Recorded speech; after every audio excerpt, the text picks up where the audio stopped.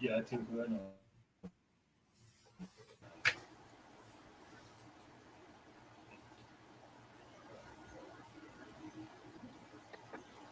Good evening, good evening, good evening, one and all.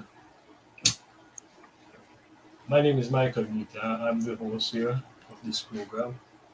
A program which we started sometime in what? Now we are in 2024.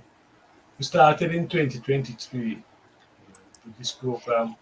We call it Waterhouse Vibes, where every Sunday we have distinguished individuals join us and we ask questions about Jamaica.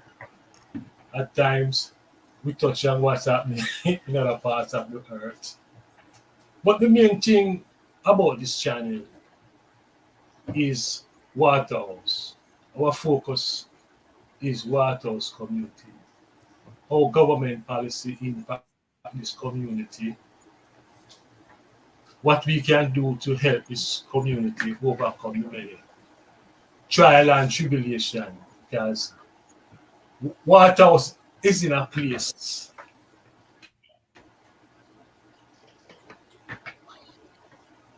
Waterhouse is in a part of Kingston that is considered dangerous. you know, that's Waterhouse in public narrative. Probably we might see some change with the Olympics and what's happening with Shelley and Price, news from Waterhouse. Waterhouse will be in the news because people going to talk about Shelley and Price. Why she withdrew from the 100 or the Olympics. But the long and short of what I'm saying is that we are just a small group of brethren from outer West Kingston, western part of Jamaica, Ancestry. and ancestry, ancestry. Thank you for that correction. We we have some experience working in Jamaica. We do, and what we try to do is to use that experience and analyze, look into things, what's happening in Jamaica, and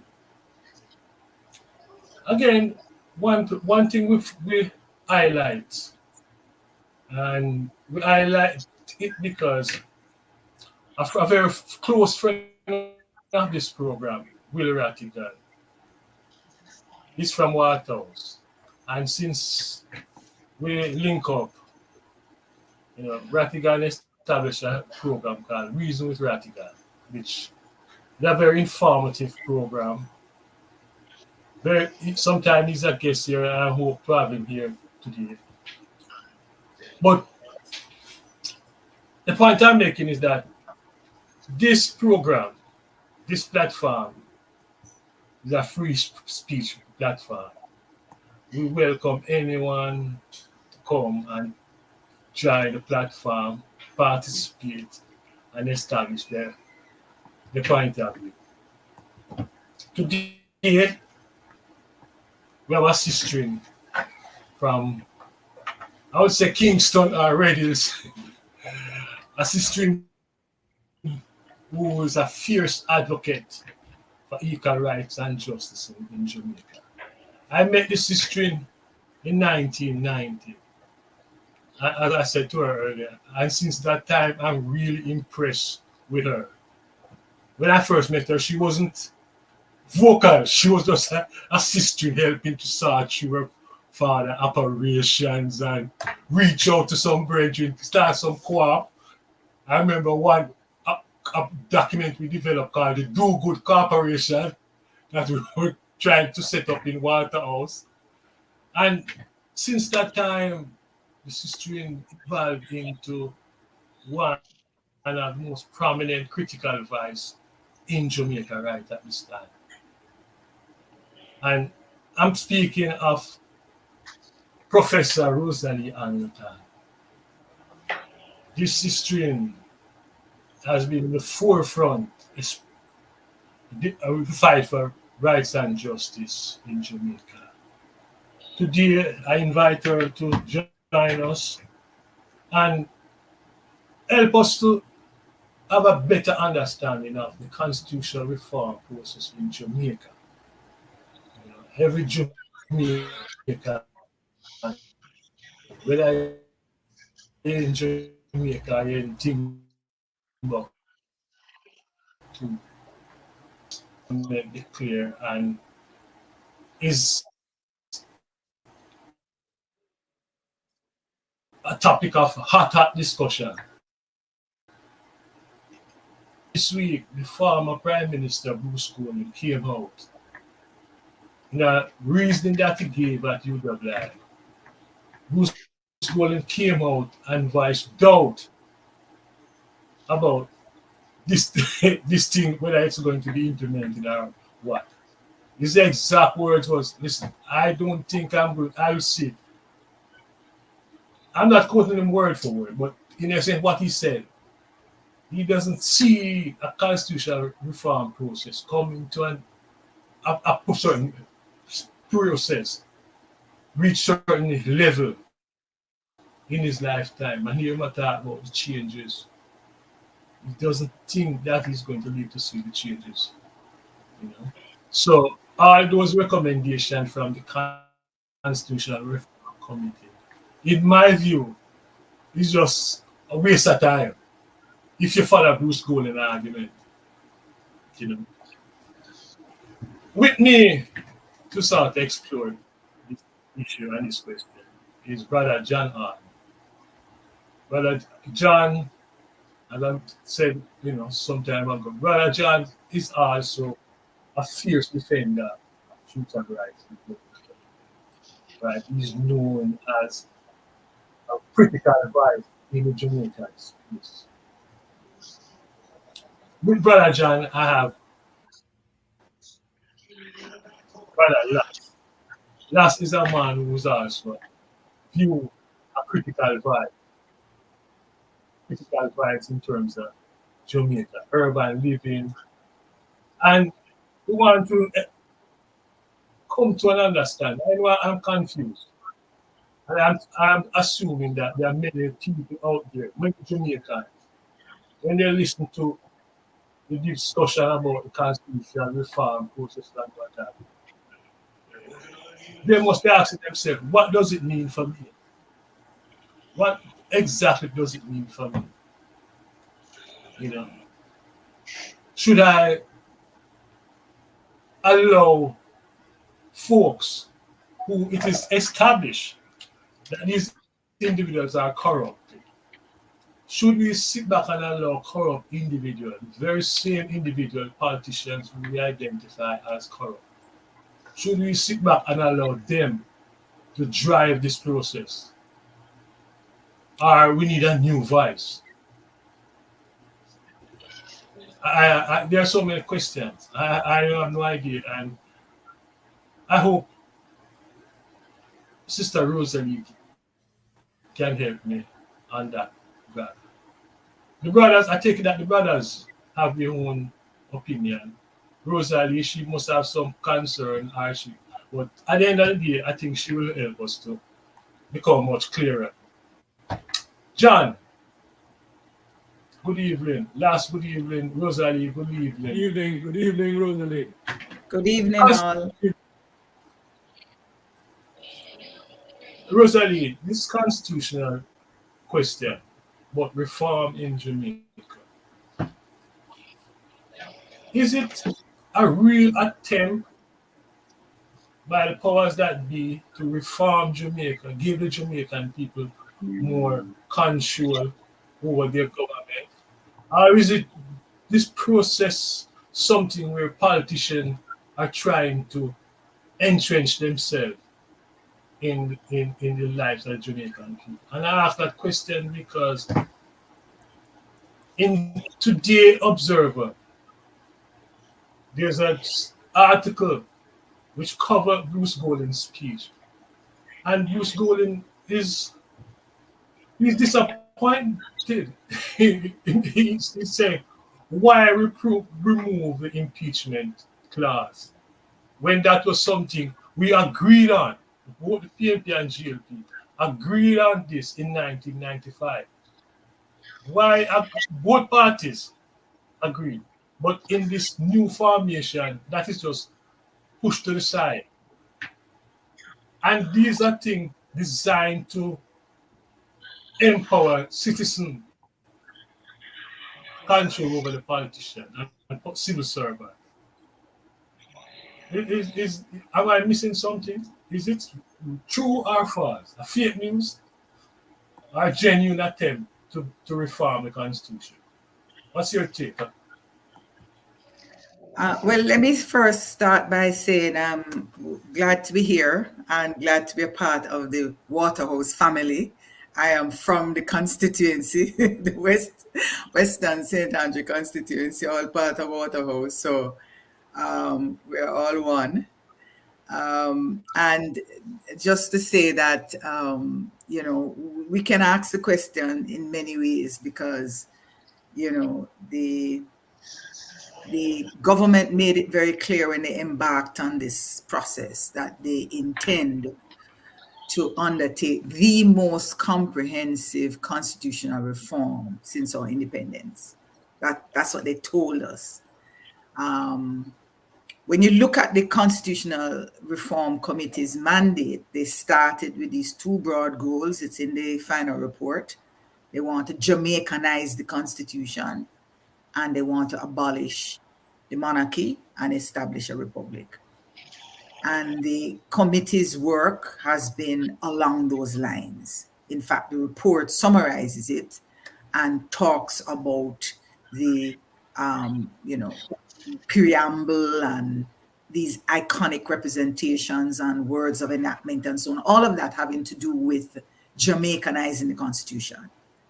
And also the matter of the removal of the republic, the monarch, and so on. So I would say they are going down the road that they see as consistent with their own mandate.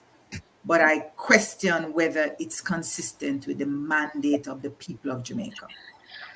Because while it is important to Jamaicanize the Constitution, to make sure that this is an act of our parliament, it's clearly not enough.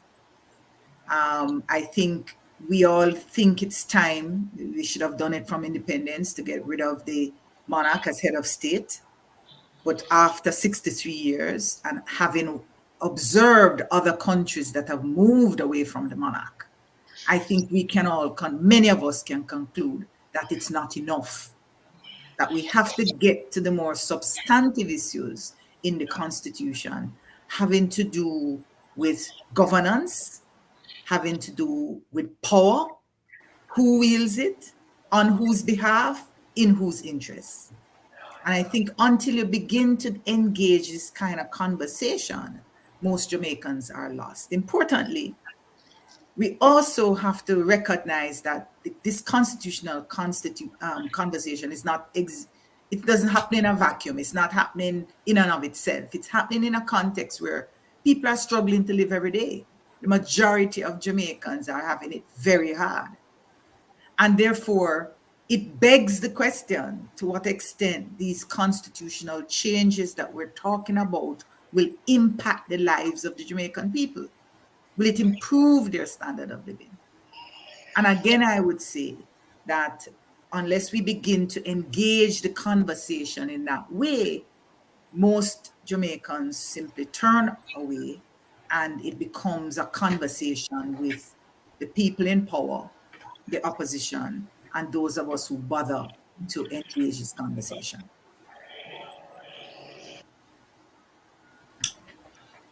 So, you think it's a genuine attempt by the Well, as I powers said, that be?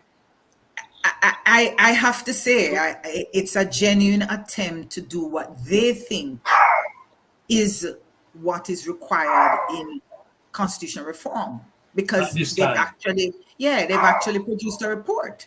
So these are, they meet regularly. I think it's their genuine attempt to put in place what they think should be in place. I think the question for all of us who have difficulties with what is on the table is, what will we do about it? How will we make our voices heard?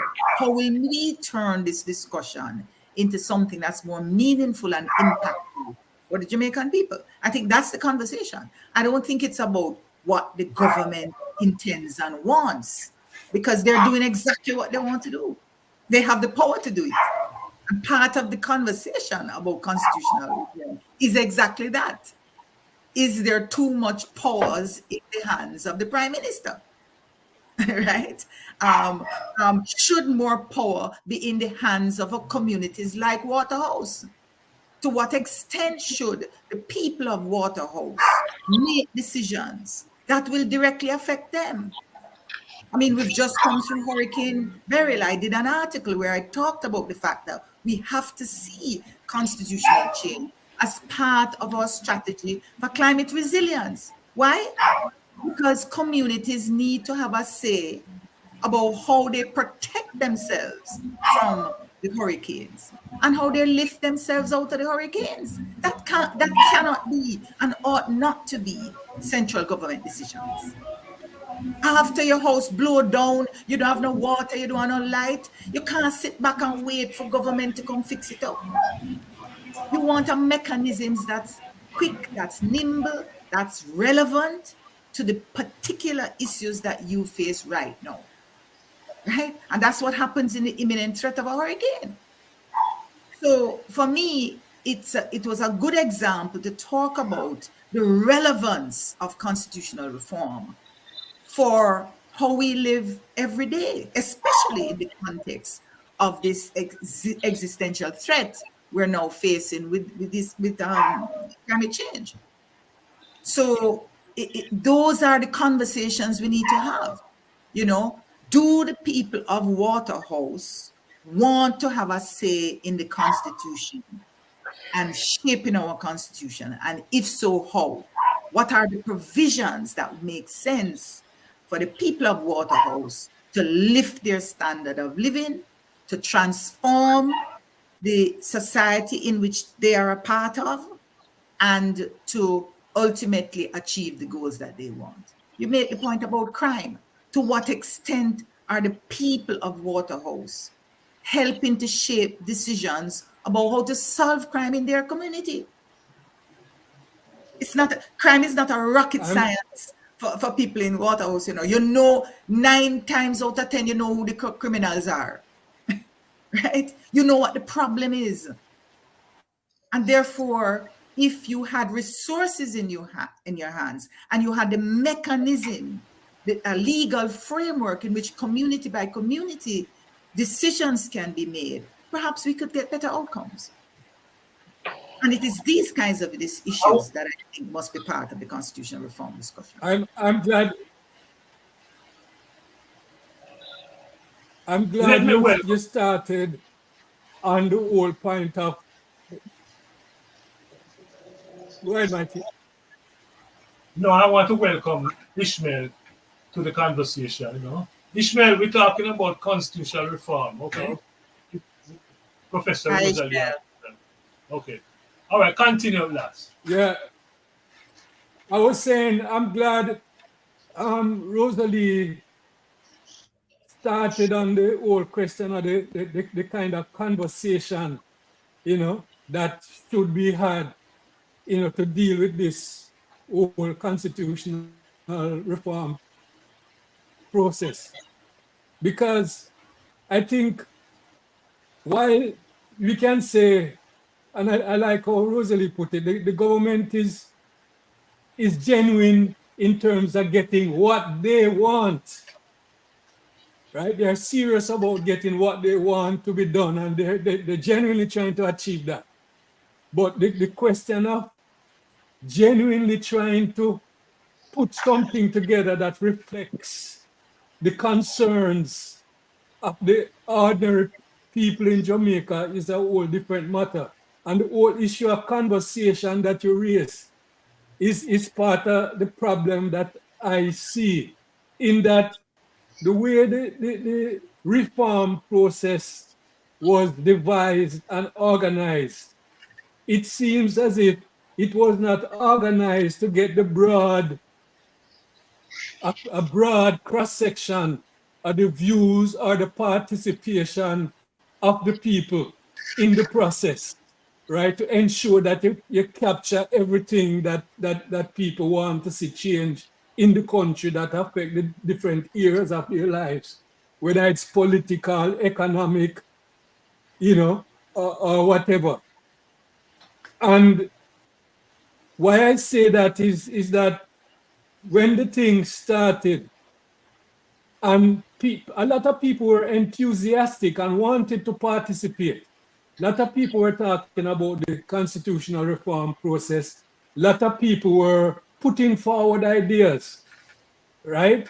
And I think what happened after people started to get enthusiastic and putting forward their ideas was that you hear government people, right, starting to say that, I mean, they're members of the public who trying to hijack the process, right? As if they want to steer the thing in a particular direction, but people want to take it on a different course than which they wanted to go, right?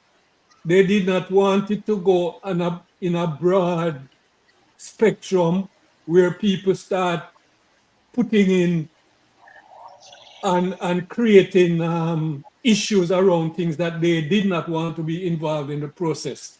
So it's as if it was curtailing the voice, the conversation that people wanted to have, right? And I think a lot of people felt disenfranchised, right, as the thing developed and shut out of the process. So when the thing come down to the reporting stage, we saw that the reflection of the report was solely around what government started out with as their intention and not reflecting any of the concerns that people were raising along the way.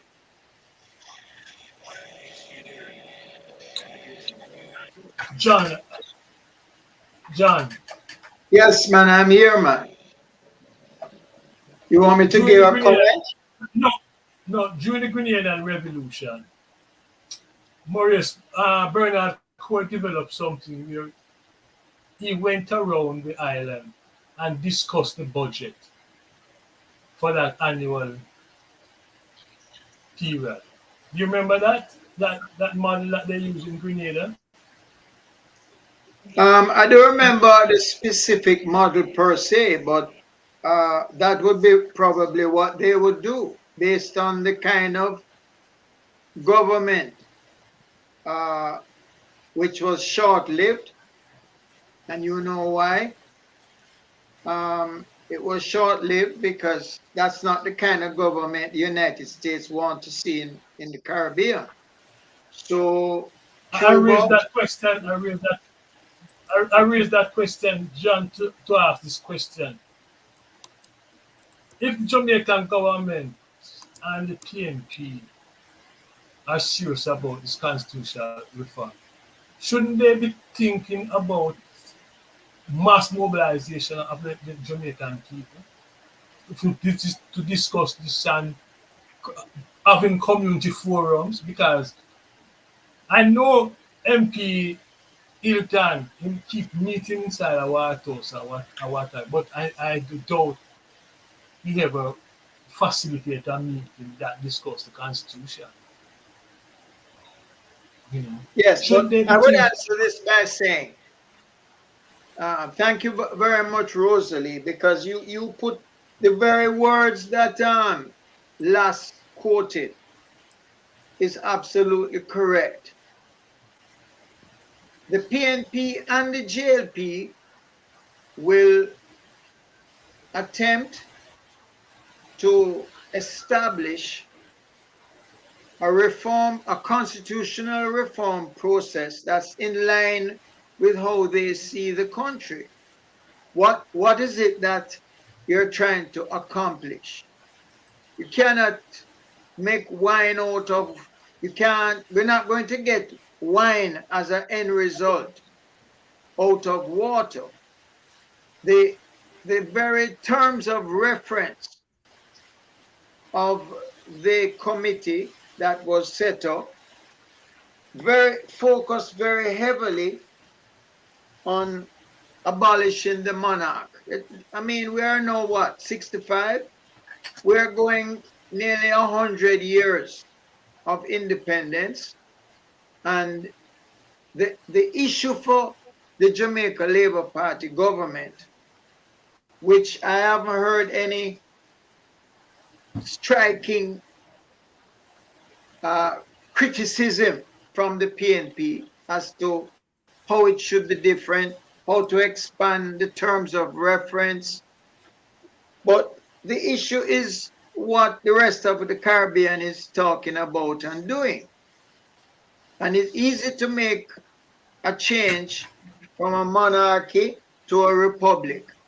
Does that satisfy the interests of the grassroots people? It does not, because we have 100 countries, including the United States, that are republics where the rich get richer and the poor get poorer. You don't have any control over your political system. So the question we should ask is, what power should grassroots people have? And that will help determine the way in which the constitutional reform process is envisaged by the political party that's carrying it out. For example, is it going to change the electoral system to give more rights to grassroots people than what we have now?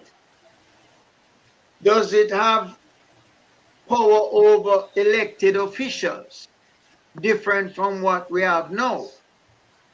Does it have power over the way money is spent, the funding of the government, corruption, education, crime, water, climate change? We can make an endless list.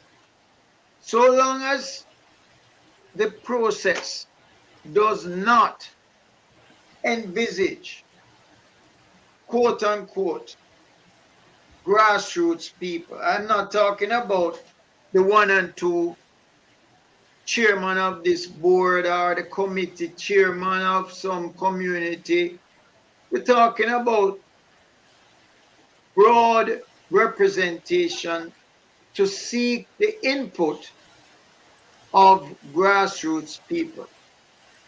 It's not going to lead to wine.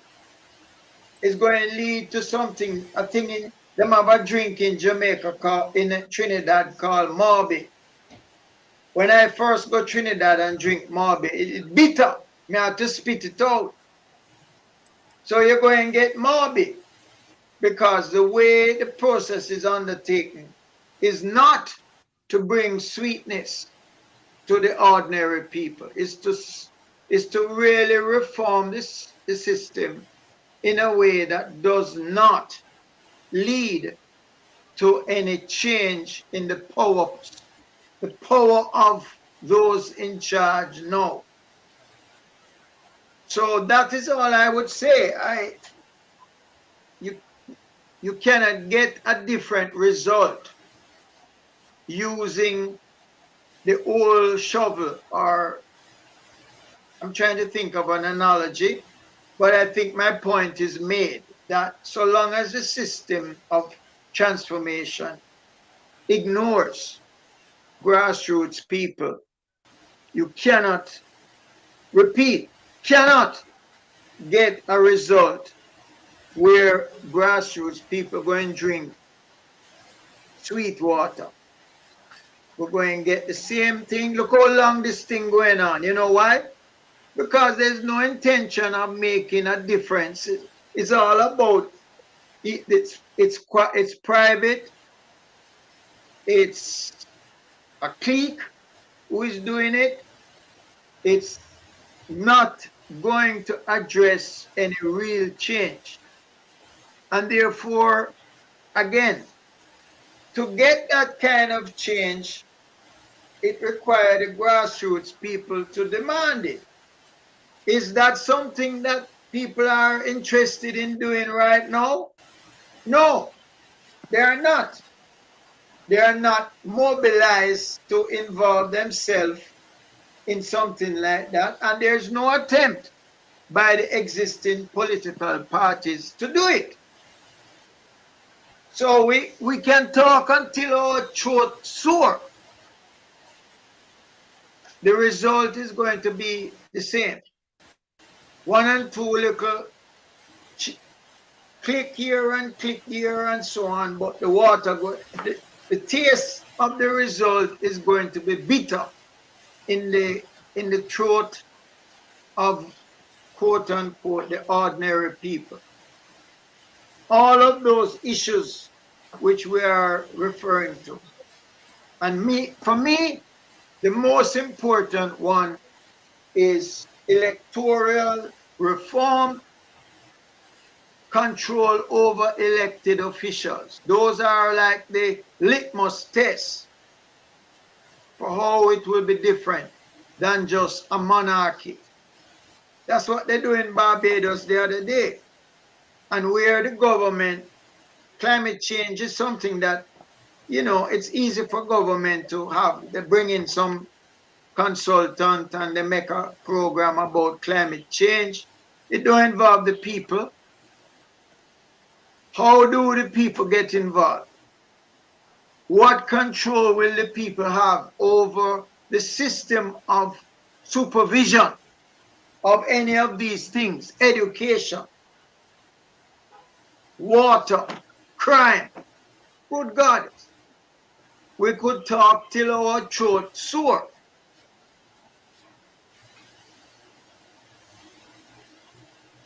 I don't want my throat to Rosalie, sore. where that I don't want my throat to where sore. does that I don't know. Hey, Rosie, where does that leave us? Well, I hear the question of engaging the people, but I look at these able men on this platform, including this young Ismail, and I say there's absolutely no reason why we all, and I'm throwing myself in, can't organize a meeting in Waterhouse to hear the views of the Waterhouse people and to say to the committee, this is what the Waterhouse people feel. What is stopping us? Definitely. In other words, we are complaining about the fact that the government is not talking to the people, but where are we as leaders in our own right in the communities? What is our Definitely. role? What are we doing to harness the views of our people and make that known? So I am part of the reason you see me talking up now, Mike, is because for a long time I was engaged in the conversation, but we do a lot of talking. We're not acting enough. And it's too easy for me when I listen to the conversation for us to blame the government, we curse the opposition and we curse the government in power, and we complain and we complain and we complain and we ask ourselves, what are we doing? What are we doing? And that is what will matter. So I hope coming out of this conversation we're having, that we can come up, we can agree that we will be part of organizing a session in Waterhouse to hear what the people of Waterhouse want and put that before the committee. And I agree with you that we can't just talk. And that is why for 6 months, maybe, I have my idea because I live abroad. The way that I would impact something like this is to prepare a document, which I refer to as the People's Manifesto, where people who are living abroad and not in Jamaica are able to put down on paper a set of points. Let's call them agitation points. What do we envisage to improve the political system? What do we envisage to improve the crime, the climate change? And therefore, along with the voices of people who live in Jamaica, the diaspora would have some voice. But I have been tired to recommend this tool as a means of us getting together and making some progress along with what you're saying. Because if I were going to go Jamaica and do it, it's hard. But I know we have people in Jamaica who can do it. But we need to go in a direction, whether it's a document that the people in Kingston or Waterhouse bring to the community and amend it and so on. Whatever process to bring together a collective view which we share, because I don't think we're going to have big difference. We only have big difference over detail. We don't need detail. We have similarity of views about what will something we can do to benefit people. So it's not either or, it's really a combination of both. If you see what I'm saying. I have been talking, now is this August, so we have 8 months. We did have a kind of preliminary discussion about it, and it hasn't gotten off the ground. There are many reasons. It can be, but this is the point. The point is talking alone. Man from South Africa was here, and he made the same point. Talking alone can't help the grassroots people. Action. What is the action? The action is what we can do to make something happen, carry something from point A to point B along the line. Whether it's, I'm willing, if we can raise money, to go before the commission and present our points. Because we get our lawyer friend. Everybody here have sense and can present to a commission of the Jamaica Labour Party government. And it will become a big thing in the news. And then we'll be more hard pressed to ignore it. Because it's going to say the right of the grassroots people to remove a man if them can collect so much signature from Parliament. It's going to say the right of the grassroots people to call on the police to come in the community and explain police behavior and how money spent to deal with crime. So I agree with you, man. Can I ask Rosalie a question? What's the stage of the reform process? What's the next steps? No, they have presented a report. What's the next steps? The best of my understanding is there's a kind of stalemate because the opposition has pretty much said that they're walked out of the committee. I think they're no longer meeting, to the best of my knowledge, because the final report didn't include a position with respect to the CCJ. And that's the opposition's view on it.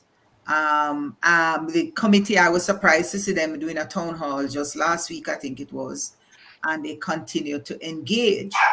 I suspect that it's work in progress and they're continuing to do what they're doing. And it's in that context I made the point I just made, because we, in fact, are a few of us, we've been organizing sessions through the Institute of Law and Economics, been engaging in training, talking in different groups and so on. And we're going into the communities. So I would be happy to be part of a conversation in Waterhouse with the community. I must say I've spoken to the Member of Parliament about why members of Parliament are not leading these conversations in their communities to do what they're supposed to do, represent their people in Parliament on this matter, and all matters for that matter. So he's not opposed to it. And therefore, he actually said, sure, if we want to organize, he's willing and so on. He hasn't done it apparently, but I know he would not be opposed to any group of citizens organizing. And so I think we should organize it. And I intend to engage other communities around a conversation and just to hear, not even going with any agenda. What is it that you want to do? And I'll tell you, here's how I would frame the conversation. What are the major things you want to achieve for your community? Right? And without the details, I know number one is going to be issues to affect their lives with respect to increasing their income, increasing their standard of living, right? We understand the social issues. Crime is a big deal, especially in some certain communities. These are of concern to them. The next set of questions then is, how will you achieve this? Do you want to sit down and wait for government to solve it for you? Or do you want to get involved in solving it yourself?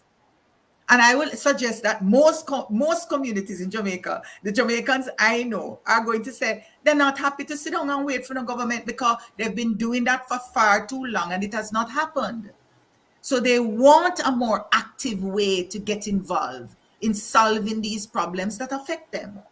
That is when the rubber hits the road. Because now we have to talk about how. How are we as members of our communities going to get the power, get the resources required to solve our problems on our terms? These are tough questions, not easy questions to answer, but they're questions that we should ask and answer. And I think they're answers. And we make one point.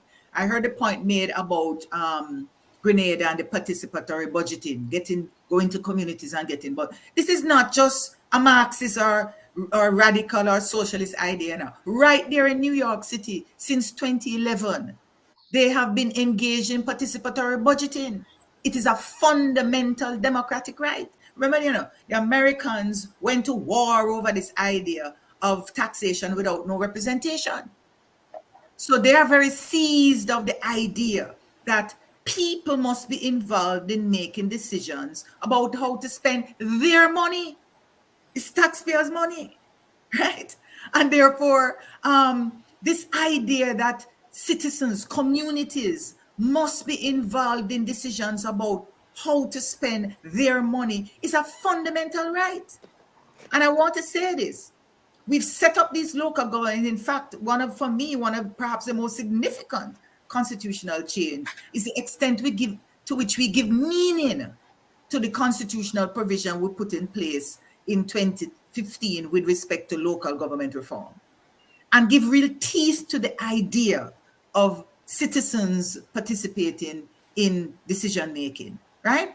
And it is when we start to do that and truly empower our municipalities and communities that Jamaica will change. Because to come back to the point about New York, they are not just making decisions about money, they're making decisions about how to spend the capital budget. Right now, municipalities have no capital budget, right? And so how do you develop the infrastructure, the mechanisms to transform your economy, your local communities? Look at the asset that Waterhouse have, a Shelley Ann Fraser, massive asset you have. Just the home where she come from and so on. So how can you translate that into income that the people of Waterhouse can benefit from? You have no power, right? And the local government arrangement completely disempowers you. Because as long as a minister of government has the power to thwart decisions that a municipality makes, right? And that a parliament can somehow, just get rid of the local government if they want, and so on and so on. All of these things have to change. And so I think one has to be very thoughtful about how we ensure and put arrangements in place, both in the Constitution and in local law, in ordinary legislation, power to ensure that people can make decisions that affect their lives directly. But can I just say one thing? Whether it happens in New York or in Jamaica or in Grenada, the context for it to be executed is quite different depending on what I refer to as politics of the country. it's not going to be possible to bring about control in an environment where the people don't have grassroots authority. I mean, I can cite any number of examples, but my thing would be this: before we worry about how to execute, let's make a, a list of things that we want to execute. Let's try to join together the community, the diaspora, intellectual, grassroots, unemployed, with a list of things that we would like to see. How powerful that would be, going before the commission and being put in the newspapers. Powerful, before we even have the organization to say, oh boy, we have the power to execute. We may not have the power to execute, but that will bring vision to the ordinary people, that will help people dream. That is something that we would like to have the power to execute. And that will make the existing political parties shuffle up to say, boy, it would be good if somebody out there in their party going to say, why you don't put a program like that them read in the newspaper, or them read it in the letter to the editor, or them see it on a pamphlet. Come. We don't have to dream about the end of the journey, because we can start the journey by putting down in black and white, just like how we talk it here. We put it in black and white. We run it through the community, our communities. We have some forum to build it up. And then we take that to the necessary powers that be, if there is still the avenue. Even if that avenue don't exist, they may say, well, we're not going to hear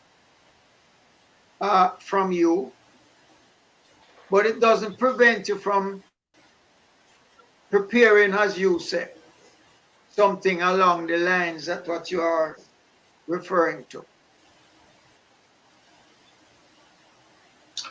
Let me bring in Patrick McCarthy and Herb Nelson into the conversation. Gentlemen, you've been following this yogi. I want to ask Ishmael this. Ishmael, you heard what Professor said. What is your take on it in terms of the Constitution, organizing forum in one to discuss it? Is that a feasibility?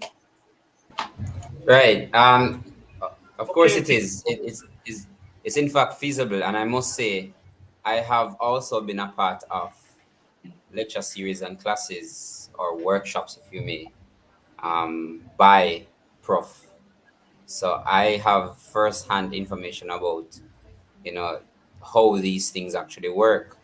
However, I can say that for myself personally, but the truth is, how do you translate the same information into how you say bite-sized information for people to consume that are of my age?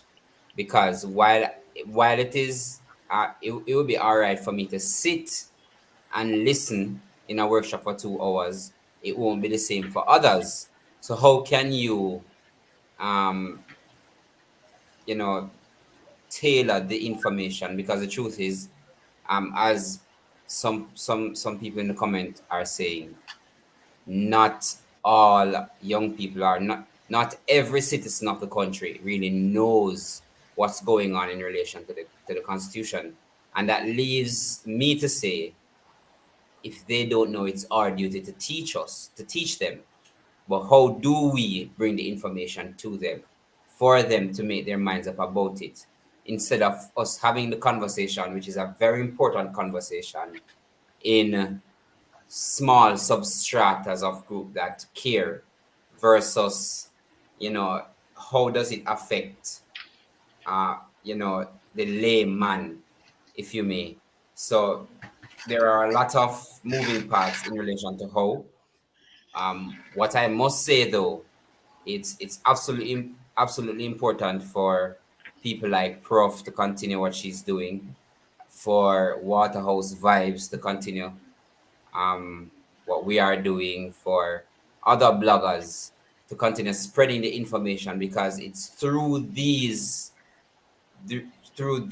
small, you know, nuances of how um, social media and social information works as it relates to um, important issues in our lives, that we can actually, you know, make a difference. So what I would say is, before we take the information to them, we find out how can they consume the information. And one of such ways, and it has worked for me, because these are projects that I would have done, is tailoring the information with sports, or tailoring the information with, you know, some competition based, or some sort of um you know, festivities that they can learn from. Because the truth is, I'm a young person, I can tell you, we don't have long attention spans anymore. It's just what it is. So because we don't, we But we want dance, information, but we want we it in a dance a particular lot. way. Say again, I don't hear you. But we dance a lot, you know, so we can also use the music. We have a Right. rich So tradition in the music. I so take the right. point, but So let me so just, yeah, go ahead. the the constitutional reform is a massive undertaking for our country. It is rather unfortunate that the government is choosing to do it a particular way, versus extensively try to involve all facets of our society. Nevertheless, therein lies another issue. Do all facets of society really want to be involved in the process of constitutional reform? And I'd want to say yes, but it is our duty to make them aware that these things matter, and it will matter to them and their children and their grandchildren in relation to generations to come. So yeah, I give you an example. Besides me and my besides myself, I can count on one hand how many people actually know about the budget process, let alone even watch on Tuesdays, Thursdays, and Fridays whenever Senate and the Parliament meets. They don't, because they don't see the need, and it's not because they, for lack of a better term, they don't want to. It's because they don't know how important it is. Oh, So it's absolutely important, and this constitutional reform, oh, um, is is in fact our most um, important undertaking that we will ever have. So we cannot just have one part, or just the government leading the charge. And I get that they're actually, you know, they're trying to do workshops, but you know, what about using it in teaching materials? What about involving it in civic engagement? What about pairing it with some sort of grant proposal? Is that some sort of things like that? What about pairing it with teaching people how leadership styles work in sports? You know, what about pairing it with a skill, teaching them a skill, and how does that affect them, sort of thing? What about teaching them how to go to the tax office, and where inside of the constitution does going to the tax office fall, sort of thing? So yeah, it's absolutely important, but um, I would implore, if the government is watching, right, Prof? And I know some of them are. If the government is watching, um, don't just have it be a talk shop, and then you go back to your little office and write what you think that means. You know, but go to the ball fields, play some ball with the youth them and make the youth them know. Did you know that this is important? Play some netball with the girl them. Drink a beer with some of the man them too. You know, drink a special if you need to. I don't know, and then again, you'll see how far that takes us, because it's 3 million people plus 7 million in the diaspora. That's 10 million people that you are making a revised constitution for. 63 people are the cabinet can make a suggestion for almost 10 million people. It just don't make sense, and it can't make sense. So we need to find a way to involve the word of all 10 million and break those down in salient points. But you who are leading the charge, which is the government and cabinet, need to find creative ways to take this information to them and ask them about their opinion on it, not just make a wholesale change, because it cannot work like that. Michael, if I can just jump in, just a quick comment on Uh, what Ismail had to say, if you yeah, don't mind. yeah. I just wanted to make the point, Go Ismail, ahead. that I know the concern, and this is something we've been talking about. How do we make this thing relevant? And if anybody was watching the television last week on the impact of the hurricane on the community, Bushy Park, right? Bushy Park, they have in St. Country, there's a bridge that was collapsed, and the community members came together and fixed the bridge. One of the questions was posed now is, whose responsibility is it to fix up the bridge? They went to the member of parliament. The member of parliament said go to NWA. NWA said, boy, them don't have enough money in the budget. And the local government pretty much I said, remember. you remember that? Okay, Yeah. now that is the heart of the constitutional reform right there. So that's the point. Let's make the link, because the question is, do we want to continue to have local government that have no capital budget and no capacity to wade in on the kinds of capital investments that's required to build up communities? Now, that's the link for me to make, and that's the bite-sized relevant pieces I suggest that we need to have. So to make it, so it's not, we're not coming and talking theoretical ideas, right? But these things are, these experiences and decisions that have to be made now that impact people's lives. And we show that, listen, if we have a different arrangement where your municipality has, there are arrangements to deal with capital decisions, or something that people, have different views. I know different views about the role of the Senate as a set of people who weighed in on capital decision making to empower communities, so they have a say in the capital budget.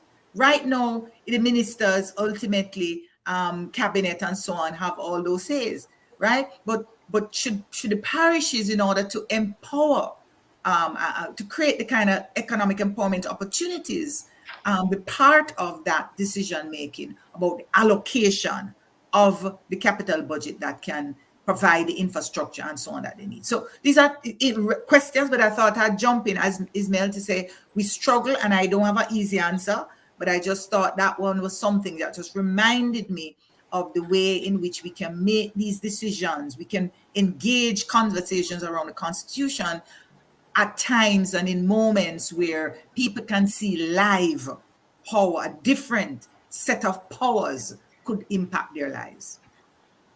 Can I make one I addition to that? Mike, you are coming to Patrick and myself. Are Just we still in? yeah, Patrick. Yes, Urban Patrick. I know you guys have heard this argument before, and we need to be doing A, B, and C. But the reality we face is one where much of these communities are crime infested communities.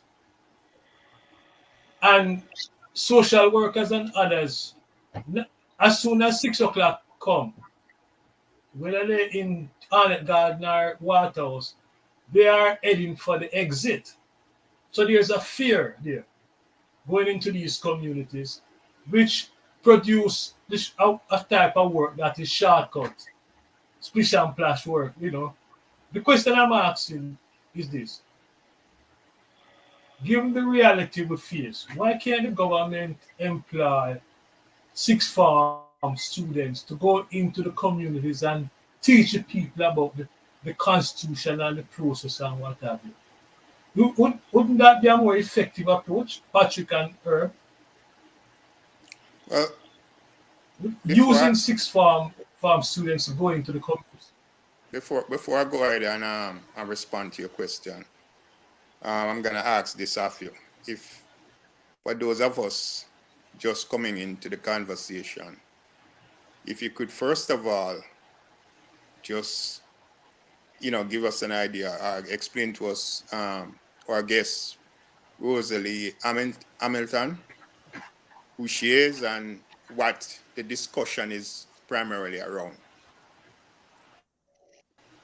Or you could ask Rosalie to introduce You herself. want that now?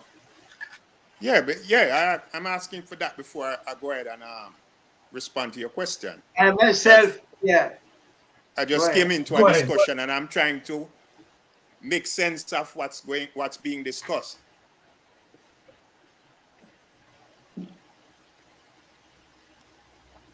Rosa Gentleman want to know a little bit about yourself, your works. You know, I didn't anticipate that. I know You we muted that. started a Yes, I little after realize. 4. He really wants to know who the good-looking lady is, Rosalie. Well, Patrick, all I can say is that I'm a Jamaican who feel very passionate about my country. I feel that we can do much more than we're doing, and we need to organize ourselves a little differently. I feel that for far too long, since our independence and beyond, we've been struggling to create a better Jamaica. And there are many, many signs that, we can do better. We have done better at an individual level. We've lifted ourselves out of poverty. We've done all kind of things, right? And that we need to do more. And so I've studied, I've done stuff in economics and law and all them kind of thing. And I've spent many years. I was at the University of Technology Jamaica as vice president.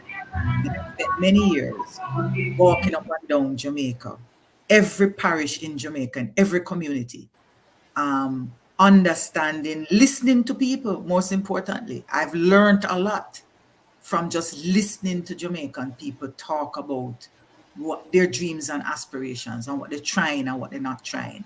And the kind of help they're getting and this kind of help they're not getting. And so I feel that I should lend my voice to this discussion we're having in the country and to give voice on behalf of those who are voiceless or who are just afraid to talk.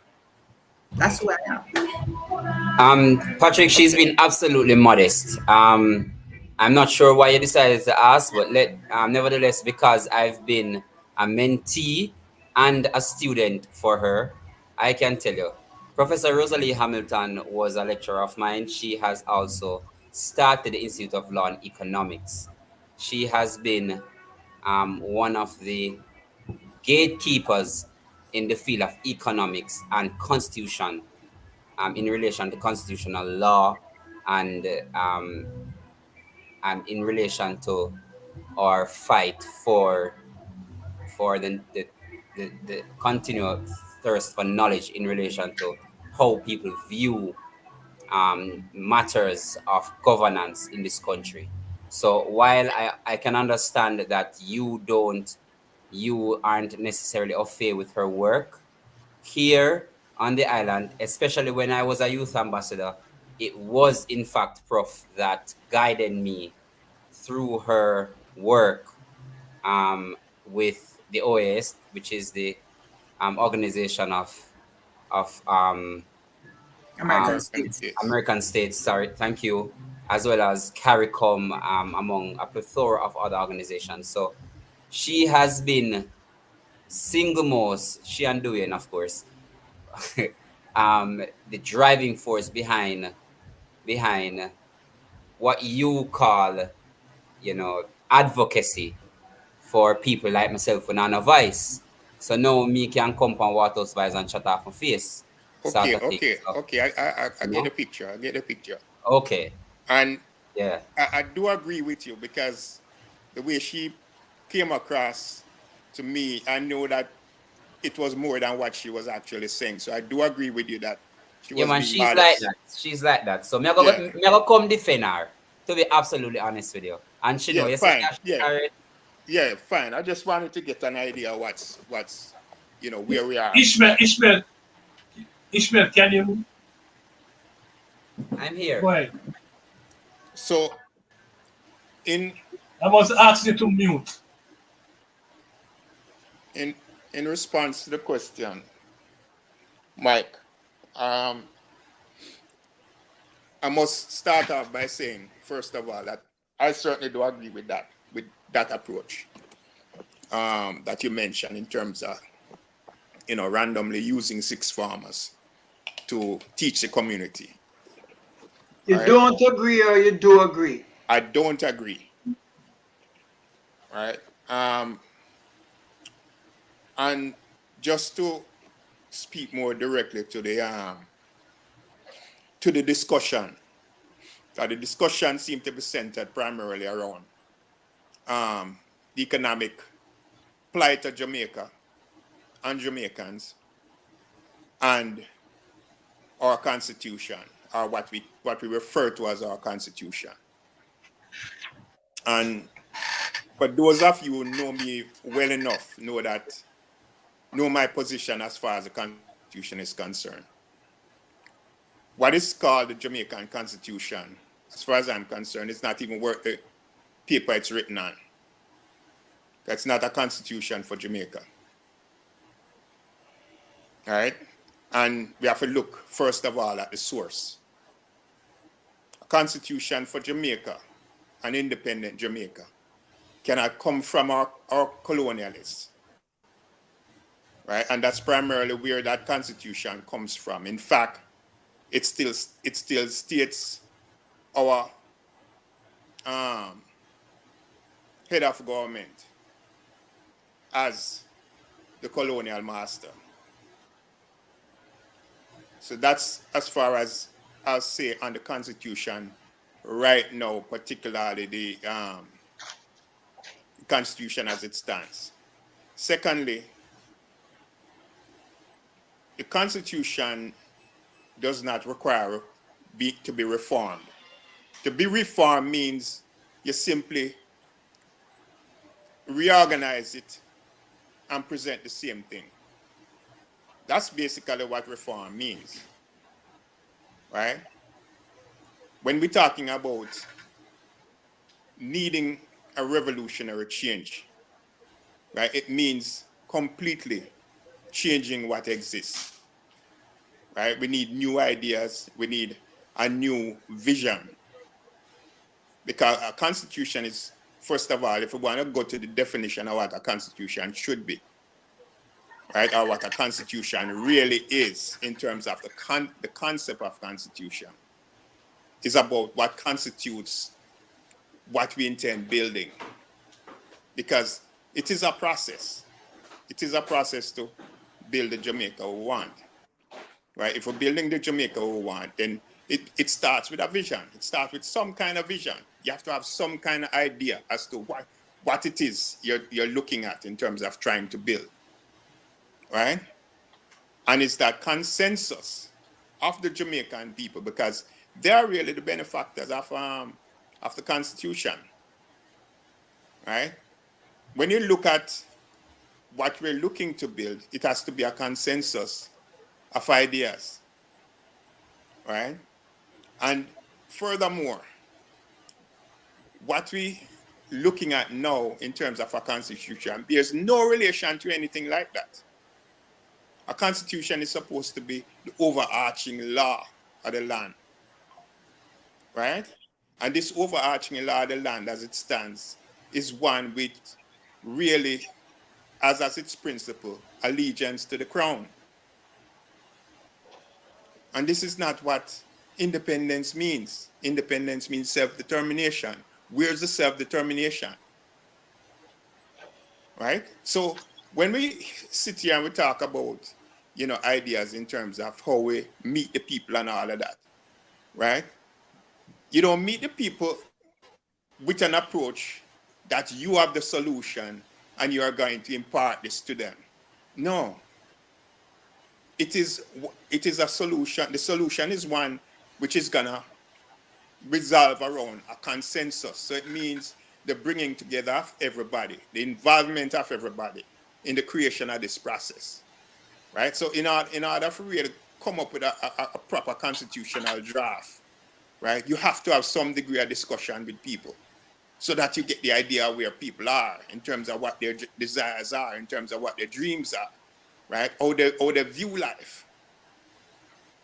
Because everybody everybody, subjectively or not, right, have some idea as to what their philosophy is about life, how they view life, right, and what they would like to achieve in life. So there are a number of pieces that comes together when you talk about putting together a constitution, right, and approaching a constitution, right, and a constitution that is going to be worth its weight, right? That's as far as the constitution goes. When it comes to the economics, it's pretty much the same thing, because the economics is up around the way we live and interact with each other. That's what the economics is, right? And that too involves everybody. What we have been accustomed to historically is that, first of all, most people who look like me and you were enslaved. Our ancestors were enslaved, right? And they were not enslaved by choice, right? They were enslaved conditionally, right? And this is a process which took place over centuries, right? So when we're talking about... So let me ask you this. Yeah. Let me ask you this. So I take it that you're saying that we should just do away with this reform process and start something new. That's basically what you're saying, right? Yes, because we don't have a and constitution. And if that is what you're saying. Yes. We say we have a constitution, Rosie, but what we do you don't think? have one. What do you think? Well, from the... Let me ask. From... I wanted to go first, but okay. Go ahead, Israel. Yeah. So, well, what I'll say is that we give thanks for two things: democracy and differences in opinion. Because but for democracy, then we wouldn't necessarily have what we consider to be a constitution. No. I do understand where Patrick is coming from, but I will say, and I don't mind being people disagreeing with me, that we need best practice. So we decided to go with that of the United Kingdom's best practice to form our own constitution. No. Yes, there are issues with it, and I can understand that.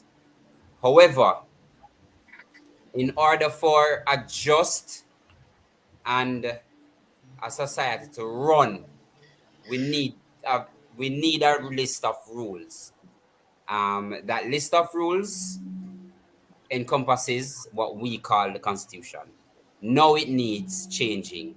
For us to do away with The Constitution as a whole, I cannot agree with that, because there are things in the Constitution that work. They just need tweaking, or some of them just needs to be thrown out. Some needs to be reworded and stuff like that. It is a long process. The issue we're facing now is that not everybody is involved in this particular process, right? So I will say, use this as our roadmap to form our new constitution. But for us to throw this away now because it is not working, I'll say I cannot agree with that. But we need something to use as a benchmark. The benchmark wasn't necessarily good, so let us make it better. There are 2 points, 2 things I want to say to Herb, that point, Ishmael. hold on, Patrick. Patrick, hold on. Patrick, hold on. Patrick, just a minute, Patrick. Just a minute. Herb, All right, Mike. Thanks, I haven't heard anything from you. Professor, and fellow panel members. Here's the problem. We're being governed by a corrupt government. We have corrupt processes. Everything appears to be corrupted in the country of Jamaica. I'm not even speaking for the diaspora. I'm just speaking to what the local people, the local population has to endure. We tried to go into each community and to do what we call a safer city, smarter community development. And they have adapted that 8 years later as the plan, was it Plan Jamaica, however the plan that they have, Patrick, what was it? To cooperate with the PSOJ and the police to develop communities. Yeah. Doc, you remember the name of that plan that they're doing now? It's in about 4 communities where the mean, PSOJ. the police plan. Yeah, it's a police plan, John. You remember the name? Yeah, you talk about the it. name Yeah, slipped we right now. introduced it 8 years ago to Yeah. Dennis Strong, the PSOJ, and to the government. And the good Minister of National Security vetoed it because he didn't want the diaspora involved in the inner workings in each community. And so it is sad to hear today that there are no budgets at the municipal level for them to do anything, when that was our very conversation that we need the communities to do community building projects together to decide their own fates in most cases, and to decide on a bigger national stage what direction Jamaica should be moving in. If you are truly corrupted, I don't see how you're going to make plans to do things the right way, because then that would take away your power. People are profiting from this corruption. People are profiting from the way things are, and they don't want to see a change. So when we are going to say the Constitution, we can only tweak it in parts, bit parts. I disagree. I would challenge the group that you lead, Dr. Rosalia, to write out an entire constitution that you'd like to see happen for Jamaica. Use parts of the present one, but write it out. But force a vote to separate the executive and the legislature, which right now they're not separated. And we have a lot of influence from the prime minister in the legislature that corrupts the entire process. So you need to have a separate executive, and then you need to have a separate legislature, which includes the House and the Senate, voted in. Give the power to the people so that these people don't stay in office forever, right? And don't corrupt the process either. Don't have a prime minister who would like to see himself move from being prime minister to being president and then have 7 more years to bite at the apple, right? We don't want to see anybody having the kind of protections that they are proposing when you can't even get, for 3 years, you can't get your declarations accepted. And then you become president and they can't touch you for 7 years, right? We need to see a working solution now that is being proposed as a constitution. And then the next elections, the people should be voting for the president, should be voting for the legislature, run by the head of the Senate and the head Speaker of the House, and that president should be the one to form that cabinet, right? And once that is formed, if you want to make the prime minister head of the cabinet, fine. But the bottom line is, with the current corruption we have, we cannot continue the way we are. We have to have light at the end of the tunnel. We cannot have this darkness that we're traveling through to get to the end of the tunnel. It's not working. There's a lot of exploitation going on the part of the private sector. And the 1%ers are the richest people in our society. We've got to bring that to a close. They have to be equally admissible to the law as anybody else. You cannot have Jamaicans dying the way they do. And it appears that, as Amnesty International says, make them kill each other, make them kill off one another. No, we can't have that. So we're going to have some come to Jesus moments in our communities with our population, right? And have them put their foot down in the voting booth and stop this green or orange business. It's not going to work, right? It is corrupting the process everywhere you turn. And we need to have a fair adjudication of the laws that we pass on the national level. We should have within our counties, Cornwall, Middlesex, Surrey, laws that pass that empower those counties to do regional work to develop the municipalities, towns, villages, cities. And if we can come up with a plan like that for the next 10 years, I believe Jamaica will sufficiently recover the power to the people that it deserves and not have criminals running the process. It's totally unacceptable, the direction we're moving in right now, because the criminals are the ones, as I say, the inmates are running the asylum, and you can't have that. Absolutely not. That's my 10 cents worth, Mikey. Can I you know 10 cent, more Go like ahead, $20. Patrick. what I was saying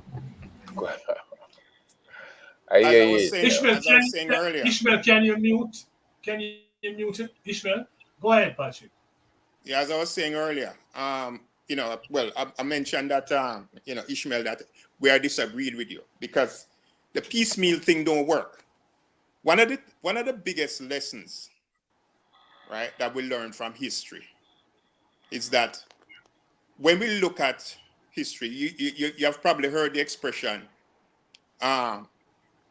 that hindsight is 2020.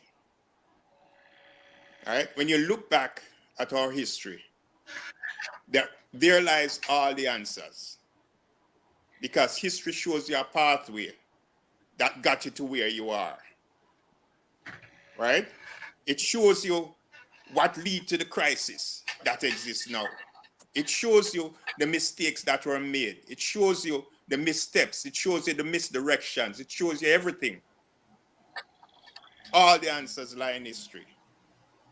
And one of the things we can say most of all is, right, that when we look at the Constitution per se, the Constitution has never involved the people who matter most. Right? And who are the people who matter most? The majority that sits at the bottom of the hierarchy. Right? When we look at the Constitution, what we look at is a hierarchical structure, which primarily caters to the top small percentage, right? While the large percentage at the base, right, and the working percentage is the one who benefit least, if at all. When we look at our history, we look at the ones who created all of this, the colonialists, right? Is the very one who still benefits, even with a new appearance. It might not look like the white man anymore. It might not look like the Englishman, right? It might look Jamaican. Same Even call 21 himself Jamaican family. and all of that, but him still represent that same interest. Hey. Right? So, and then the other factor I wanted to bring to your attention is this, right? That what the colonialists put forward is not a natural order. It is of its own making. England does not have a constitution. I don't know if you're aware of that. Right? It is just one method. Not all countries have constitutions. Right? And it's not to say that we're disbanding the idea of constitutional rule. Right? It is one we can employ, but we have to employ it in a particular way for it to really be worth our while. That's what I'm saying. So if we're going to discuss ideas, let's discuss ideas. Right? But we can't make determinations to say what won't work, because there it is, you're rejecting something before you even understand what's entailed. Right? There's a whole lot that could be said on the issue, but we don't have the time for it right now. This would take several programs, right, to really get into the meat of this. But I'd love to hear some more from, the esteemed guests, as to, what are our ideas? Well, first of all, let me say I agree with you, Patrick, that we have a constitution that's inappropriate. In fact, the founding father, Michael Manley, made it clear that the Constitution didn't change fundamentally because he thought it was a good approach to organizing society. And this is the Constitution prior to independence that was used in its broad structure to enslave our forefathers. Let's be clear. So we're talking about a hierarchical structure where the governor had ultimate power, and it was set up to effectively empower the majority, enslave the majority. Yeah. So we fully understand it, and I agree with you. It is inappropriate in its construct, right? Now, and so Herb, I also agree with you that we need something different. What we've tried to make it work for 63 years, it has not. And that's the juncture we are in now. Where do we go from here? I think most people agree that what we have just not working. But I want to come back to the basic idea of a constitution. I don't think it's correct to say the British don't have a constitution. They don't have a written constitution. And the fact that the rules are not written doesn't mean that the rules don't exist. The principles, the structures and stuff exist. And all of these rules that we call a constitution, whether they're written or not, have two important functions, two things they try to do for society. One is to protect rights and freedoms. And the second is to create the mechanisms for what we may want to call good governance. And I think if we simplify this big idea of a constitution along these two lines, then there's some things that we can say about the constitution. It's not perfect, but there are a set of rules, principles that are important for guiding society along those two lines. In fact, everybody now is celebrating the freedom. Well, I shouldn't say everybody. Let me say a lot of people are celebrating the freedom of cartel. And it's the constitutional arrangement that provides for these provisions of freedom and right that people are associated with it, flawed and all, including the fact that he had to go to the British for part of that judgment. Yeah. So I want to say that when we look at these rights and freedoms, and we talk about the freedom of speech and the freedom of the press, freedom of assembly, and those kinds of things, we can see that we haven't done badly on those fronts relative to the rest of the world. I mean, there's some countries, I say it all the time on shows like this, that when we speak the way we speak, the exact same things we're saying, we would not only be locked up, but quite frankly, in some countries, would be dead a long time. Just for saying what we're saying right now. So I don't think we should minimize or trivialize those freedoms because they are real. Jamaica actually sat on top of the world a few years ago in terms of freedom of speech and freedom of the press, sorry. So those are there. However, I think when we look at the second part of the constitutional, why we have constitutions, that's where I see we have the real problem. And I'm not saying all the rights are there. And we quickly say there are rights that we don't have that I think we ought to have, right? So there, it's not perfect, but it's serving us well in some areas. When it comes to the governance areas, that's where now I agree with you that we really need to see some significant changes. Issues of the accountability, the excessive oversight that we have, over centralization of power we have in the Prime Minister, a big problem. In fact, it's not just there, it was designed that way. In fact, Trevor Monroe has an article today, and he points to that historical development in the Parliament that laid the foundation of what today we have as a parliamentary dictatorship, right? That's what we inherited. And it was easy to go back to that because that was the norm of the governor. That's how the governor functioned. He was a dictator, right? He made the laws and implemented the laws. And so I think when it comes to the oversight of the decisions at the highest level, we have failed fundamentally. There's absolutely no adequate oversight arrangement. The Prime Minister pretty much gets his way in Parliament. We see the dominance of the executive in Parliament. And so these things have to change. And so we may disagree on how we need to change it, but let's agree we have to change those things. And I don't think it means necessarily throwing everything out in order to fix those things. And I think when you fix them enough, we will get something significantly different than what we now have.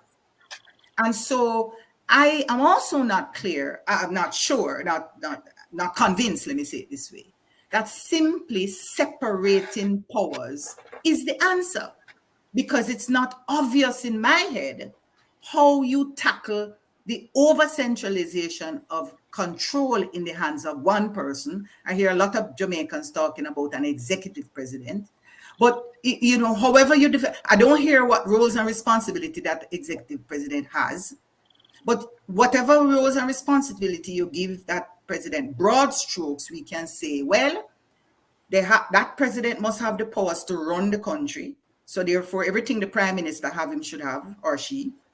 And therefore, everything you currently have with respect to the role of the Governor General, he should have too. Even if you want to kick out ceremonial, that's irrelevant, right? The ceremonial, I think it's actually a misnomer to be talking about a difference of ceremonial versus, because there are some executive functions that the Governor General has. And importantly, he signs the law. So when you put the signing of the law in one person's hand, all of the executive power the Governor General have and the power of the Prime Minister, you are further complicating a problem we now have, which is a highly centralized structure of government in which too much power is in the hands of the Prime Minister.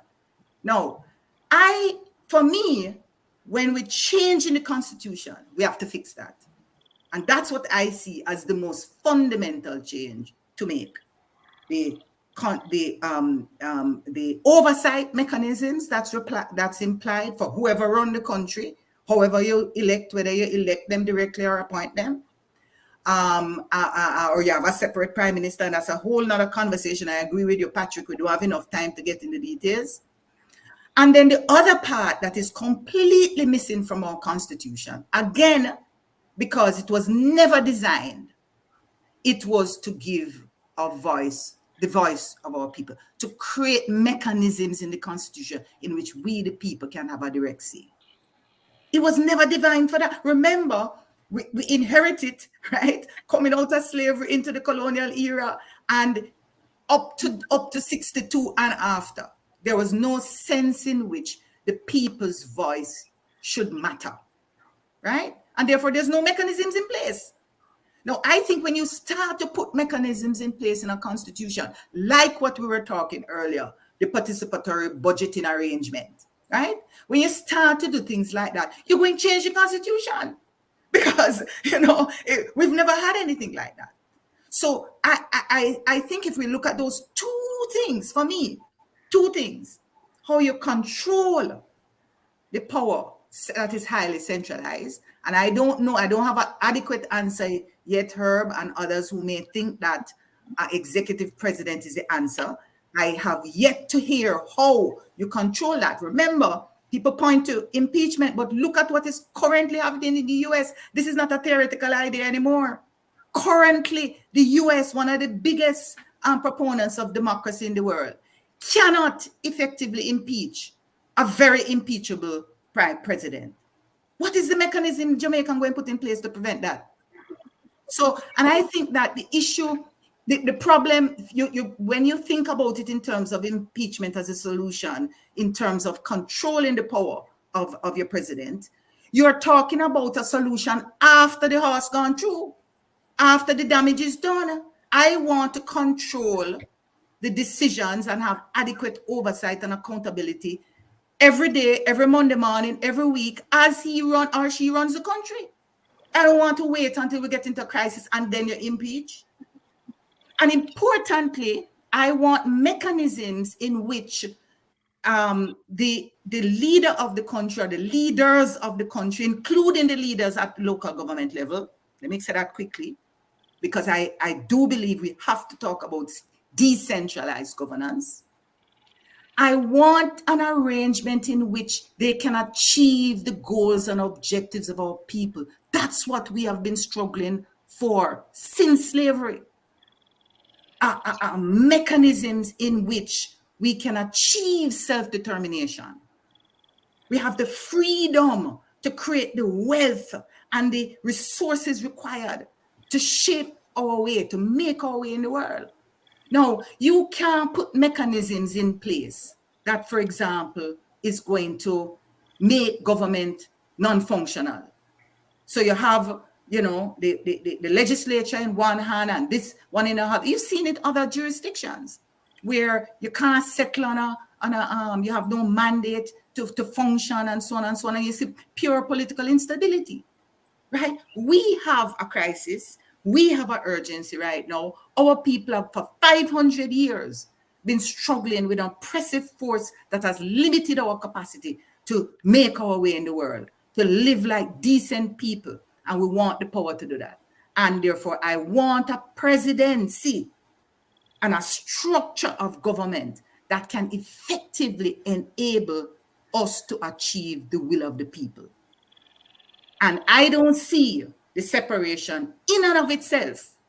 It's a great concept, but in and of itself, when you look at the practice of what has happened in the world, achieving that in any simple way. I want to hear what are the mechanisms that is going to achieve the oversight and the accountability and the kinds of transparency that we're now concerned with. I want us to fix that first, and then we can elect, and then we can try some things. Let me say this, Professor. There's a misconception, believe it or not, that the Prime Minister has all that power. If you recall, we went through the entire Constitution and reasoned with Rattigan. And it turns out it is the Governor General who has the power because he signs on behalf of the King. All appointments go through the Governor General. All these laws that come into effect goes to the Governor General. If the Nothing Governor becomes law without General, that. Nothing becomes law without that. Without that, right? If the Governor General believes something to be unfair or corrupted, he has a duty not to sign, to reject it in the King's name, right? So when I sent a letter to the Prime Minister and asked him to form a commission that the Governor General needs to sign off on to officially remove the DPP, and nothing happened, the Governor General had that ultimate power. He could have done it himself and removed the DPP, especially after she embarrassed him and the King with the Vibes Cartel case, right? So when you're looking for power embedded in the Constitution, it's the Governor General. He is the one that can also use the same commission to remove the Prime Minister when he's lost faith in the Prime Minister. And this Prime Minister, 3 years running, no declarations. How come the Governor General has not acted as yet? Now think about this. We become a republic, and the president now has that power. And the president has nobody above him, and he cannot. And we have the CCJ as our final court of appeal. These are attorneys who understand the law from the Privy Council perspective. These people have practiced and have done a very good job as CCJ. So if we are serious about self-governance and serious about having our peers to consider the question of guilt or innocence or whatever, then we need to have the court structured along the lines of the CCJ and not the Privy Council. Because the Privy Council simply rubber stamped something that the Governor General should have taken care of because they understood the implications of the Vav cartel case and the fact that our Supreme Court and our Court of Appeals simply bypass what had happened, bypassed it. And we were paying UK attorneys over 3 million Jamaican dollars each to represent Jamaica at the UK Privy Council when the DPP and her number one prosecuting attorney, Jeremy, was sitting right there at the court of the Privy Council. So we don't need to pretend anymore that the Privy Council is this wondrous body that will take care of business when all else fails in Jamaica. We just need people with the cojones to take action in accordance with the law. And the CCJ could easily have done that. You know, we have a situation where the Prime Minister and the leader of the House, Speaker of the House, has corrupted the legislature. So we know we need to separate the executive, and we need to also empower the judiciary, because since the judiciary receive all that pay raise, they seem to be making a lot of decisions that benefit the government, and like removing the controls over the bauxite and some other things they've been doing that benefit the government and put money in corrupt people's pockets. So I do disagree that the Prime Minister has the power. He doesn't.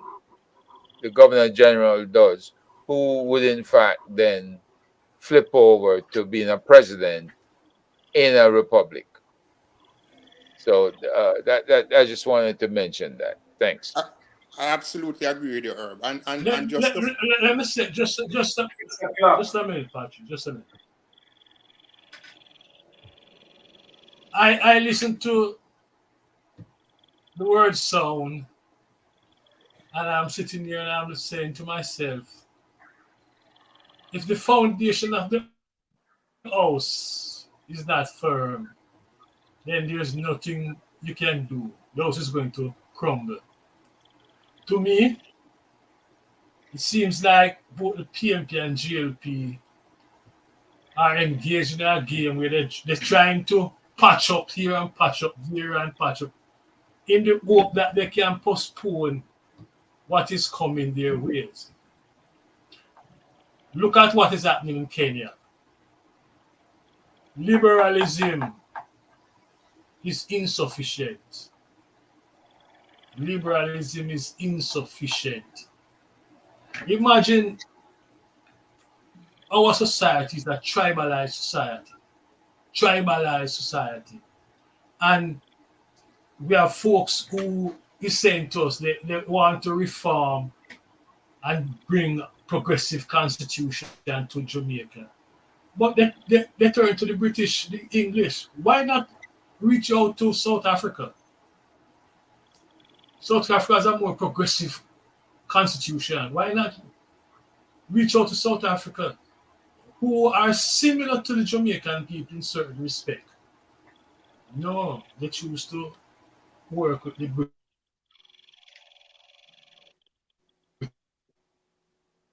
We lost you system. there. Same Jamaican people are going. I say it's just a matter of time. The Jamaican people are going to revolt because I don't know how long they can take it.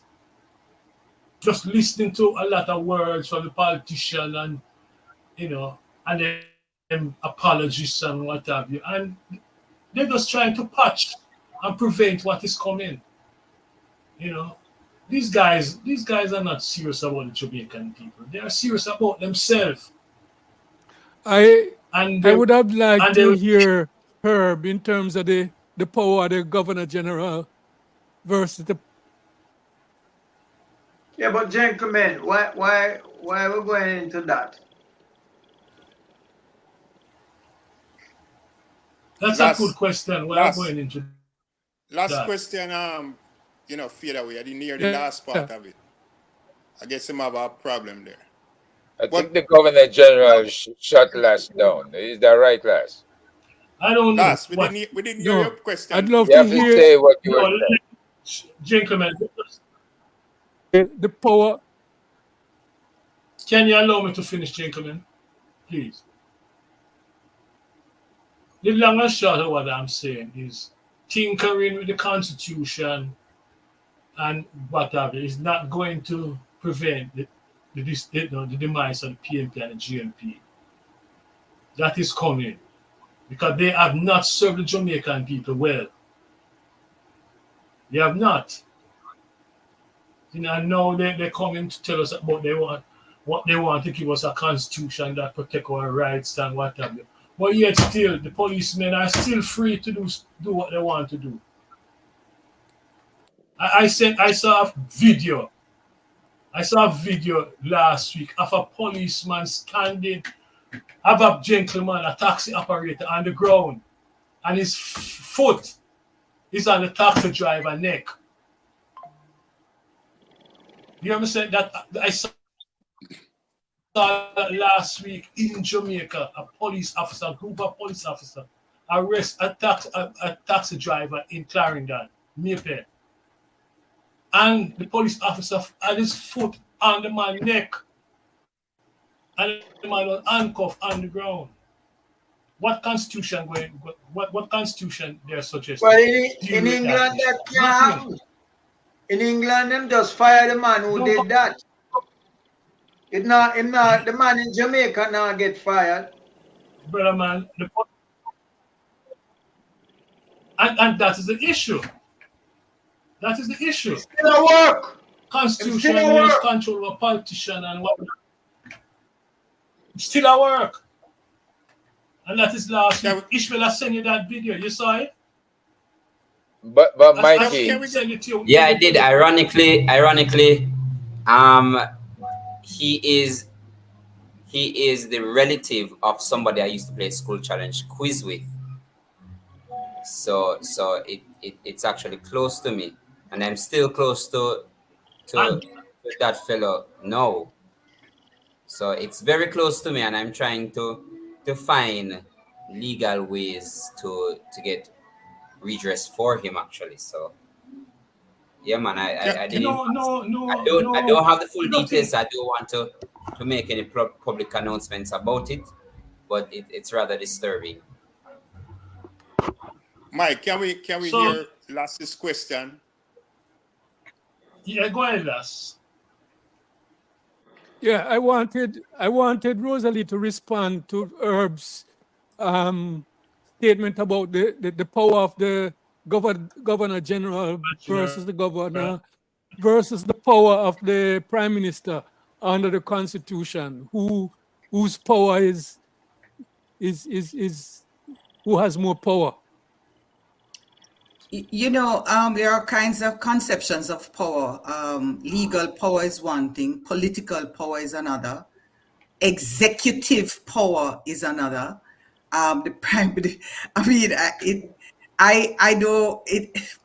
You know, like how could a governor general survive making a decision contrary to the prime minister? The prime minister runs the country. The entire executive is in the prime minister's hands. The information required to run the country is in his hands. I don't understand what it, if you're making a technical legal position, that's something you could debate. But I think that's an academic exercise. I think the practical reality, and Jamaican people understand that, because when you want problems solved, you don't go to the governor general to get it solved. You go to the prime minister. So, you know, I say, I hear you, but I think it's an academic distinction that we're trying to make. I think the practical lived experience is that the Jamaican people know who run things. And who run things is the prime minister, the cabinet, and the people that fund them. But him only run things for a small absolutely right on that. people. He only runs things for a small clique of people. Of course. That's why I said in the interest of a few. Yes, we understand that. Okay, so why are we debating to your point, this? Rosalie? No. Not you, Rosalie. I just don't understand. We're into a conversation about who have power and who don't have. What happened in Jamaica is that the people don't have power. Absolutely. Right. So to me, it's 6 o'clock. So I gone because this conversation is not for me. This is not why I am here. I am not here to debate which part of the oligarchy have more power. That's not why I spend 3 hours on a Sunday evening. Right now, hurricane and lick the place. Yes. Rain People fall. want real solution. Yeah, my gun, Mikey, my gun. All right. And the Governor But now when General you not talk and providing more, those more solutions. One Jonathan. Yeah, no, Rosalie. no, Just, me don't know. just, I mean, John. Me a gun. We're Rosalie, gonna close. I mean, Right. we don't I want to want get to, disruptive about this, but Rosalie, what I wanted to say yeah, is but we this. not want to entertain no more question, no brethren. Let's go What I because wanted to say is Rosalie has to. this. What I want can I just complete what I'm saying? What I wanted to say is this, that you're absolutely correct with your explanation, right? Because yeah, it is important to make that distinction. Because the fact of the matter is that the Governor General at the same time is a political appointment from the Prime Minister, right? To the Crown, right? So the Crown just sign off on it. Because one of the things we got to understand is this, right? And this again takes me back to what I was saying earlier in terms of history having all the answers, right? Throughout the whole colonial period, right? Even before Jamaica was colonized, right? What has been a fundamental problem of the colonialists has been management, right? It never began with the British. It began with the first colonialists, right, who set foot on the African continent, right, from the Portuguese, right, and the French and the Spanish. When they made their mistakes, the English are the ones who came along, right, and tried to develop a whole academic structure around the whole program, right? And that is what led to the British Empire. That is what led to what we're seeing today, right? So this is not something which happened over a short period of time. This happened over quite some time, right? This is not no simple development. So in order for us to make corrections to this, it's no simple solution. Absolutely. And therefore therefore, this is what we fail to understand, right? There's no ready-made solution and there's no instant resolution. And Patrick, therefore, that's why I don't think the solution is simply to say, get rid of the Constitution. And because if we had that correct answer and we could put it in tomorrow morning, then we're good. But you're right. The answers are complex, and it's complex because of our history, who we are. We are a unique people in the world. There's no other set of people who have been taken from one continent, ripped away from them But culture, here's the thing. placed somewhere else, and trying to make life. Here's the thing, though. Don't misunderstand me when I say we need to get rid of the Constitution, right? I'm not saying you throw that out, right? You want to change it and fundamentally. That's what you mean. We have something coming in. That's not what I'm saying. Okay. I'm saying that our approach to resolving the whole cannot be based on patchwork. It has to be based on constructing from day one. So you would agree with me then that what we need is to restructure government, right? Look closely at all the arms of government, the judiciary, the Senate, the legislature, the executive. Look closely at those roles, make enough changes so that we have a different structure of government. If that's what you're saying, I fully agree with you. Right. I'll give you one more example and then I'm done. One more example. What about the economy? Again, restructure to facilitate a growth and economic growth that will benefit the majority of the people. That's the full statement. Absolutely. Okay. That is in fact what needs to be addressed more than anything else. Absolutely. All right. But one more example I want to cite and then I'm done. We use the term democracy very loosely. I would like to throw it up as an example and so on. If we look at the concept of what democracy is, Democracy arises out of that period between the Greek and the Latin, right? Because that's kind of how the European system of government developed, right? Through the Greeks, through the Latin, right? And then to a lot of the colonialists as we know it, right? Because before there was a British Empire, they were ruled by the Latin, they were ruled by Rome, right? A lot of what we're seeing is the manifestation too from some of the European experiments. This is really what we are really using, and the concept around democracy, right? Which basically break down into a combination of Greek and Latin, like I said, right? Meaning people rule, was to turn the hierarchy upside down to reflect the majority at the top, right? And the minority at the bottom. That was the concept, right? And that's what they tried to the ones who were advocating the change, because change is not something which is new, right? Throughout history, there's always been resistance to what's happening. I'm done. Patrick. Oh, because Rosalie had gone over the time she said she would spend with us, 2 hours. I'm done. I'm done. We're at 6. Okay. Brethren and sister, I want to thank you all for a very informative discussion. To certainly open my eyes, and I'm pretty much sure the listeners have learned something. I don't think the discussion about the Constitution is going to go away anytime soon, because there's so much disagreement. We're having a discussion about the Constitution in a tribalized society, and we are governed by a Constitution that said you need 2/3 of both house if you want to enforce fundamental change. So, little consensus, little barely any unity.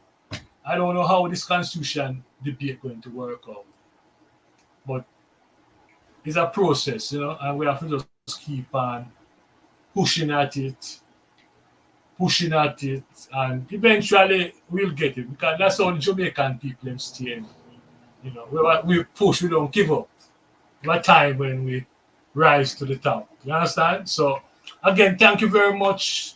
And invite the guests, Sister Rosalie Hamilton. This is your platform, sister. Whenever time you're ready, you just tell us if you have an issue. We'll certainly get it out there. All right? And we're going to work on this thing in Waterhouse about the Constitutional Forum. And I come back and we can talk about that. Absolutely. Yes. All right. Mikey, I would urge the professor to have her group rewrite the Constitution. Have the chief of defense. That's a suggestion, Rosie. Have the chief of defense staff declare everything null and void and just remove the government, just take over and institute a conditional government until we can get a new constitution approved. Put a cabinet in, the best of the best from all sides, right? Well, that would work. You need a military junta to take over and re-establish things. Well, let me say this, Herb. No doubt it will work, Mikey. Yeah. Well, let me say this. Give that shot. Laughing about that. I'm sure. Nothing said here is endorsed by Waterhouse vibes. Yeah. Bring discipline to all 14 parishes. Look, put a regional DPP in, Professor. You need a DPP for Cornwall, one for Middlesex, and one for Surrey. You don't need a corrupt DPP clogging up the system like we are. See, we got that's nonsensical. We agree on that.